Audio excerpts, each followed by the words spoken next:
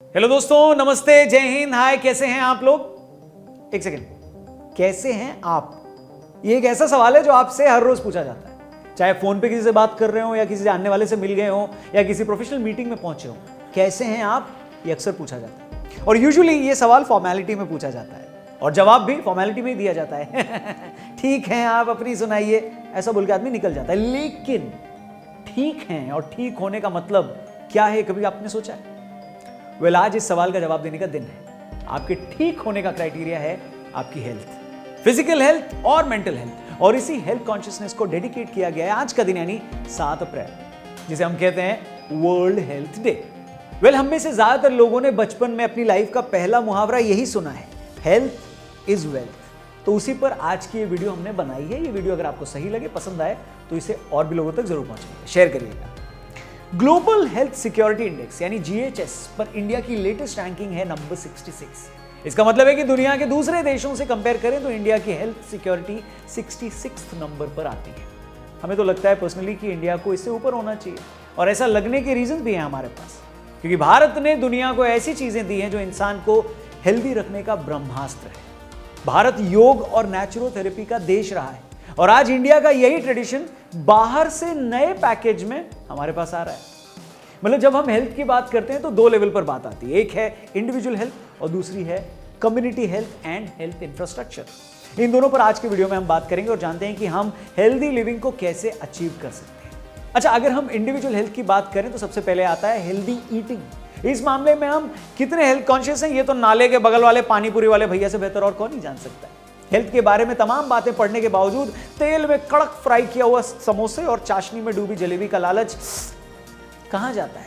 वैसे तो ये चीजें बुरी नहीं है, लेकिन अब 1-2 ठोक खाकर मजा भी तो नहीं ना आता है। लेकिन सावधान होने की जरूरत है। इंडिया में मोटापे और मोटापे से जुड़ी बीमारियां बढ़ रही हैं। पिछले 20 सालों में इंडिया का ओबेसिटी रेट डबल से भी अधिक हो गया है। जहां पर 1998 के सर्वे में ये 2.2% था, वहीं अब ये डेटा 5% से भी ऊपर चला गया है। ये थोड़ा अलार्मिंग है, थोड़ा नहीं, बहुत ज्यादा।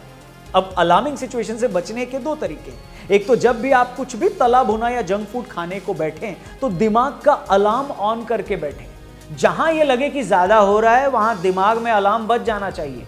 मतलब जैसे ही ये अलार्म बजे तो आपको रुको मत खाओ, इससे हटकर रुको मत खाओ, इस वाले मोड में शिफ्ट हो जाना है। और दूसरा सोल्यूशन है कि अपने बेडरूम में रखा हुआ जो अलार्म क्लॉक है ना, उसकी भी थोड़ी इज्जत कर लो भाई। वो इसलिए बनाए क्योंकि सुबह सुबह वो आपको जगा दे, इसलिए नहीं बनाए कि आप उसे ठोक कर रोज सुबह सुला दे। तो उसकी थोड़ी रिस्पेक्ट करनी सीखिए, और सुबह सुबह जगने के नाम से सबसे पहले आपको डरना नहीं है। और हाँ, सुबह जगने और उठने में फर्क होता है। जब अलार्म बजता है तो आप जग चुके होते हैं, लेकिन उठे हुए नहीं होते। तो प्रॉब्लम जगने की नहीं, उठने की है। इसलिए जब भी जगिए तो उठ भी जाइए। एक बार आदत डल जाएगी तो आप खुद ही जल्दी उठने लगेंगे, और जब सुबह सुबह जग ही जाएंगे तो थोड़ा बहुत कूद फांद भी लेंगे, है कि नहीं? मतलब थोड़ी एक्सरसाइज, रनिंग, योगा, कार्डियो, सूर्य नमस्कार या जो भी आपका मन करे, इसमें किसी एक्सपर्ट की सलाह लें और शुरू करें। तो हेल्दी लिविंग की 2 बातें हमने करी, एक है खाने का अलार्म और दूसरा है जगने का अलार्म। अगर इन दोनों पर आपने कंट्रोल कर लिया तो भैया मैं आपको बता रहा हूं 80% टारगेट आपने अचीव कर लिया। बाकी 20% में आपकी day time habits, sleeping habits, posture, office work वगैरह वगैरह कई सारी चीजें हैं जिसके थ्रू आप हेल्दी लिविंग को अचीव कर सकते हैं बड़ी आसानी से। लेकिन बॉस, इंसान का शरीर तो एक मशीन है और मशीन में कुछ ना कुछ गड़बड़ तो हो सकती है। इसलिए 40+ वाले प्लीज रेगुलर हेल्थ चेकअप करवाते रहें। Prevention is always better than cure. इसलिए चेकअप करवाते रहें ताकि बीमारी को घुसने की वजह ही ना मिले। वैसे ये एक पॉइंट है जहां पर इंडिया में अब भी हम बहुत ज्यादा पीछे हैं, और शायद हेल्थ इंडेक्स में इंडिया के पीछे रहने का एक बड़ा रीजन ये भी है। 40+ लोग टेस्ट को इग्नोर करते हैं और इस वजह से वो ज्यादा बीमार पड़ते हैं। 40+ में शुरू हो जाने वाली, यानी 40 के ऊपर शुरू हो जाने वाली बीमारियां आगे चलकर और अधिक परेशान करती हैं। अगर हम 60+ की यानी सीनियर सिटीजन की बात करें तो लगभग 2/3 पॉपुलेशन किसी न किसी क्रॉनिक डिजीज का शिकार है। जी हाँ, हाइपरटेंशन है, जॉइंट रिलेटेड इश्यूज हैं, ब्रीदिंग रिलेटेड बीमारियां इनमें सबसे ज्यादा अधिक है। एक्सपर्ट्स बताते हैं कि अगर 40 के बाद लोग चेकअप को इग्नोर न करें और सही समय पर करेक्टिव मेजर्स लेने शुरू कर दें तो इससे काफी हद तक कंट्रोल किया जा सकता है। वरना एक सर्वे के अनुसार 2030 तक भारत में बीमार पड़ने वाले 45% लोग सीनियर सिटीजन होंगे। और अब बात करते हैं सबसे इंपॉर्टेंट चीज की, इंडिया के हेल्थ इंफ्रास्ट्रक्चर। कोविड-19 पैंडेमिक ने दुनिया भर के हेल्थ इंफ्रास्ट्रक्चर को झकझोर कर रख दिया। इस पैंडेमिक से एक बात तो क्लियर होगी कि दुनिया के बड़े से बड़े देशों के पास भी अपने 1% नागरिकों को एक साथ इमरजेंसी सर्विस देने का अरेंजमेंट तो नहीं है। ऐसे में हम यानी भारत वालों ने जिस तरीके से कोविड-19 को मैनेज किया है वो पूरी दुनिया के लिए एक मिसाल है। तीनों वेव्स के दौरान इंडिया की सिचुएशन दुनिया के बड़े से बड़े देशों से कहीं बेहतर रही। अगर वैक्सीनेशन की बात करें तो दुनिया का सबसे बड़ा वैक्सीनेशन ड्राइव चलाना एक बहुत ही मुश्किल टास्क था, जो बहुत अच्छे से हमने अचीव किया। उन सारे लोगों को तहे दिल से धन्यवाद। वैक्सीन के डेवलपमेंट के समय दुनिया भर की निगाहें हम पर थीं और वैक्सीन बन जाने के बाद हमने 100 से ज्यादा देशों को वैक्सीन सप्लाई किया। जिस समय पूरी दुनिया इस पैंडेमिक के घेरे में थी उस समय इंडिया भी स्ट्रगल कर रहा था, क्योंकि ऑब्वियसली ये एक ऐसी सिचुएशन थी जो देखना तो दूर किसी ने कभी कल्पना भी नहीं की थी। लेकिन असली टेस्ट ये नहीं है कि आप इम्तिहान में कितनी देर फंसते हो, बल्कि असली टेस्ट ये है कि आप उससे बाहर कैसे आते हो, कितनी जल्दी आते हो। हम कैसे बाहर आए ये पूरी दुनिया ने देखा और उसको अप्रिशिएट किया।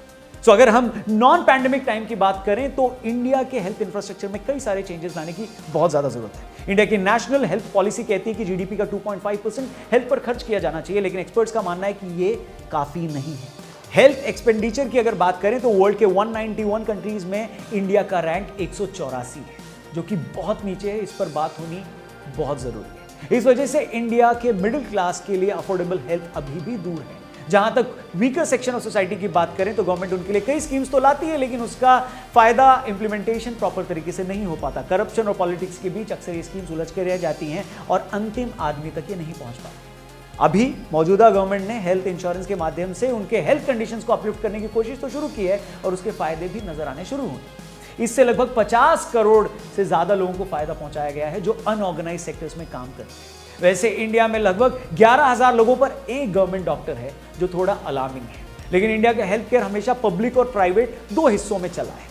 इस लिहाज से इंडिया में टोटल पॉपुलेशन और नंबर ऑफ डॉक्टर्स का जो रेशियो अगर हम निकालें तो 1:834 है, यानी 834 लोगों पर एक डॉक्टर। ये वर्ल्ड हेल्थ ऑर्गेनाइजेशन के रिकमेंडेड रेशियो से अधिक है और इसलिए ये एक बड़ा अचीवमेंट है। और अब फाइनली बात करते हैं कम्युनिटी हेल्थ की। सरकार तो अपना काम कर ही रही है, लेकिन हम लोगों को भी अपनी चिंता करने के अलावा एक दूसरे की चिंता भी करनी होगी, क्योंकि ये पैंडेमिक में हम देख चुके हैं कि अगर आपका पड़ोसी सेफ नहीं है तो आप भी सेफ नहीं हैं। इसलिए दोस्तों, भाइयों, बड़ों, छोटों, प्लीज प्लीज प्लीज प्लीज अपने आसपास हेल्थ बबल बनाइए। पोल्यूशन को कंट्रोल करिए, दूसरों से भी कहिए कि वो करे। डेली गार्बेज से लेकर इंडस्ट्रियल वेस्ट, इन सब पर कंट्रोल करना बहुत जरूरी है। और ये पोंपों की हॉकिंग वाले, क्या आपको पता है कि हॉकिंग वाले भैया और दीदियों की वजह से आपका हाइपरटेंशन बढ़ सकता है? इसको भी कंट्रोल करना जरूरी है। हम ये जानते हैं कि जनरल हेल्थ केयर को लेकर इंडिया में अब भी कॉन्शियसनेस की भारी कमी है, इसलिए आप खुद भी जागरूक बनिए और भी लोगों से कहिए। स्पेशली बच्चों से इस हैबिट को डेवलप करना बहुत जरूरी है, जो आगे चलकर इंडिया को एक हेल्दी जनरेशन दे पाएगा। वीडियो अगर आपको पसंद आई हो तो इसे और भी लोगों तक जरूर पहुंचाइएगा। इसे लाइक करिएगा, हमारे चैनल को भी सब्सक्राइब करिएगा, क्योंकि ये वीडियो सब तक पहुंचना बहुत जरूरी है वर्ल्ड हेल्थ डे के गिफ्ट के रूप में। Thank you for watching. नमस्कार, जय हिंद।